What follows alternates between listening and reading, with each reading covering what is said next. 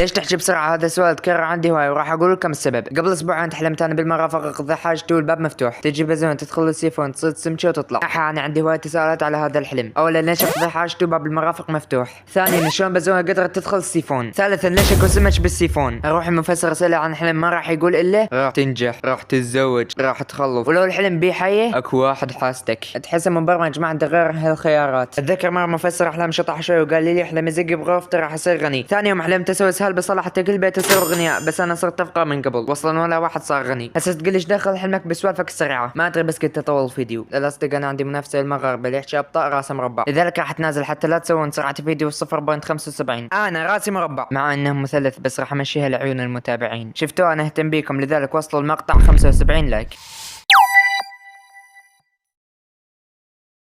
السلام عليكم ورحمة الله وبركاته، معكم ميتير بمقطع جديد. اخر مقطع قلت لكم وصلوه 50 لايك واكمل رد على شبيحة براول. بيومين وصلتوه 155 لايك، الحمد لله وشكرا لكم ولتس جو على الارض.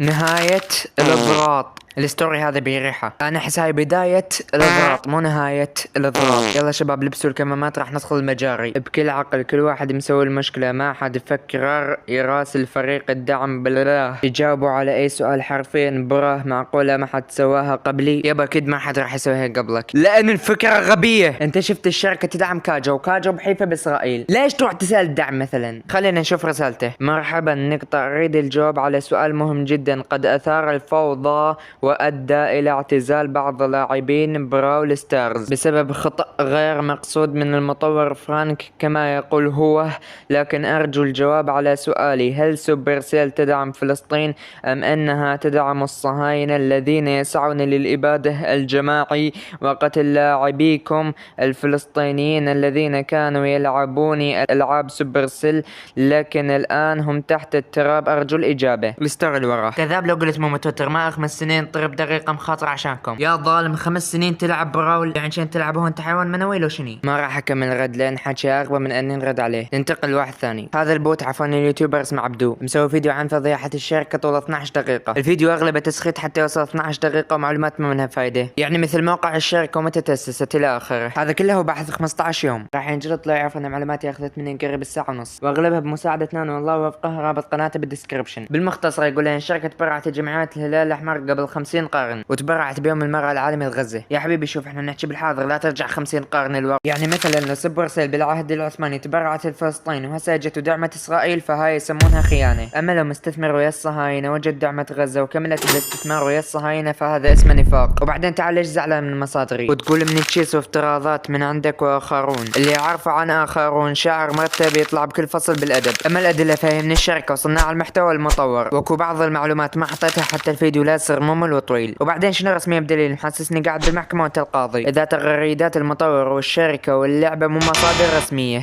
بالهاء، فشنو المصادر الرسمية بالهاء؟ السيسي مثلا. هسه نعوف ذول نقول يا هالعمر ما تجاوزت ال 12 سنة اكبر همومهم بالحياة نسخ الدرس. تخيل واحد عمره قريب ال 21 سنة اغلب فلوسه وين رايحة؟ صدقات، تجارة، لجمع مهار. اغلب فلوسه راح على براول يشتري سكنات. هسه تقول لي شنو سكنات؟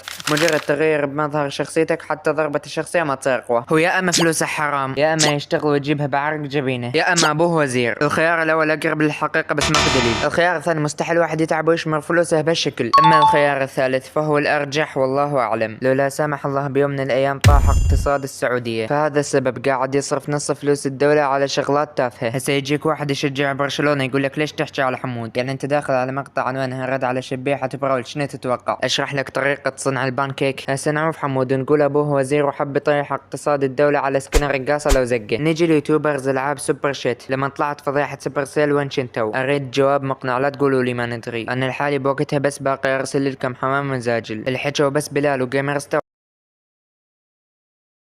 هسه يجينا واحد يقول مصدر رزقهم. اوكي مصدر رزقهم وجيمرز قاعدة تنزل عنده الاشتراكات بشكل كبير حتى صارت ارباحها بالسالب. كل هذا لانه عارف براول يعني مصدر رزق نينجاوي وجيمر لا. المشكلة بعد كل هذا الجحد لما سوبرسيل تبرعت لحملات نسوية وواحد من المواقع كان يدعم غزة ويدعم النسوية نفس الرقاصة اللي تقول فلسطين حرة. اغلب الشانل ساكتين طبلوا للشركة حتى تعرف كمية النفاق اللي عندهم. هسه تقولي ما كانوا يدرون الدعم بس للنسوية. لوك ذس الموضوع واضح وضوح الشمس بس هم مجرد دليلين شغالين عند شركة غبية ما هم غير الفلوس والشهرة. اختم المقطع بتعليق غبي: انت تسوي لي دراما على مود مشاهدات وتريد تصعد براس الوادم. شوف حبيبي، راسك مربع ورجلينك اثنين شمال وتشجع برشلونة. لو اريد شهرة كان حكيت عن سنجل او صاحب مستر بيست اللي هو ماسة ترندات، او ضحى اللي تحاول تشوه صورة الحجاب، مو يوتيوبرز اكبرهم جايب 100,000 مشترك. بالنهاية حتى لو ردوا على هذا الفيديو فراح تطلع ردودهم سطحية وكلها مغالطات وعواطف، وعلى الاغلب والله اعلم ما راح ارد عليهم. فسلام.